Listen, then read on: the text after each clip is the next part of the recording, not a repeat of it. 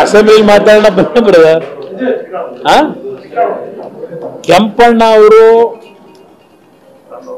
ಮೊನ್ನೆ ಏನು ಮತ್ತೆ ಹೇಳಿದ್ದಾರೆ, ಅವ್ರು ಆಗ್ಲೇ ಹೇಳಿದ್ರಲ್ಲ ಬಿಗಿನಿಂಗ್ ನಲ್ಲೇ, ಬಾಂಡ್ಲಿದ್ದು ಬಾಂಡ್ಲಿಂದ ಡೈರೆಕ್ಟ್ ಬೆಂಕಿಗೆ ತಗೊಂಡೋಗಿ ಕಾಂಗ್ರೆಸ್ ಸರ್ಕಾರ ಬಂದು ಹಾಕೋರೆ ಅಂತ ಹೇಳಿ.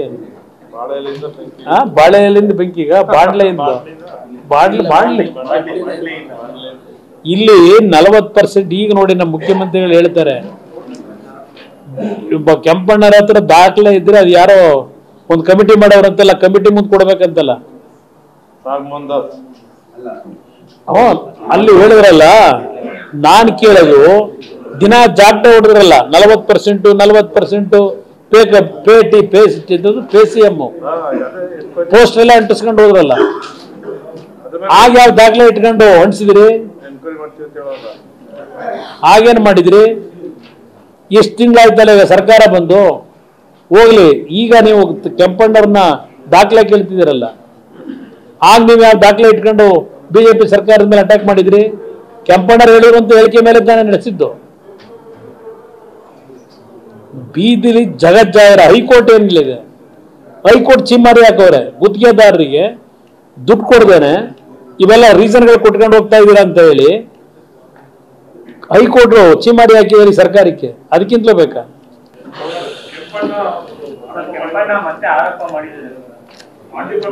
ಅಸೆಂಬ್ಲಿ ಮಾತಾಡೋಣ ಬ್ರದರ್. ಕೆಂಪಣ್ಣ ಅವರು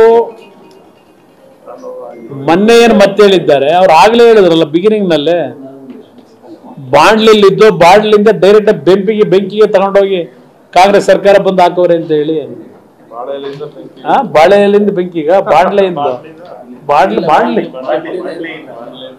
ಇಲ್ಲಿ 40%. ಈಗ ನೋಡಿ ನಮ್ಮ ಮುಖ್ಯಮಂತ್ರಿಗಳು ಹೇಳ್ತಾರೆ, ಕೆಂಪಣ್ಣರ ಹತ್ರ ದಾಖಲೆ ಇದ್ರೆ ಅದು ಯಾರೋ ಒಂದು ಕಮಿಟಿ ಮಾಡೋರಂತಲ್ಲ, ಕಮಿಟಿ ಮುಂದೆ ಕೊಡ್ಬೇಕಂತಲ್ಲ. ಅಲ್ಲಿ ಹೇಳಿದ್ರಲ್ಲ, ನಾನ್ ಕೇಳೋದು ದಿನ ಜಾಗ್ಟ ಹೊಡೆದ್ರಲ್ಲ 40% PCM ಪೋಸ್ಟ್ ಎಲ್ಲ ಅಂಟಿಸ್ಕೊಂಡು ಹೋದ್ರಲ್ಲ, ಆಗ ಯಾವ ದಾಖಲೆ ಇಟ್ಕೊಂಡು ಹೊಂಟಿಸಿದ್ರಿ? ಆಗೇನ್ ಮಾಡಿದ್ರಿ? ಎಷ್ಟು ತಿಂಗಳಾಯ್ತಲ್ಲ ಈಗ ಸರ್ಕಾರ ಬಂದು ಹೋಗ್ಲಿ. ಈಗ ನೀವು ಕೆಂಪಣ್ಣವ್ರನ್ನ ದಾಖಲೆ ಕೇಳ್ತಿದ್ದೀರಲ್ಲ, ಆಗ ನೀವು ಯಾವ ದಾಖಲೆ ಇಟ್ಕೊಂಡು ಬಿಜೆಪಿ ಸರ್ಕಾರದ ಮೇಲೆ ಅಟ್ಯಾಕ್ ಮಾಡಿದ್ರಿ?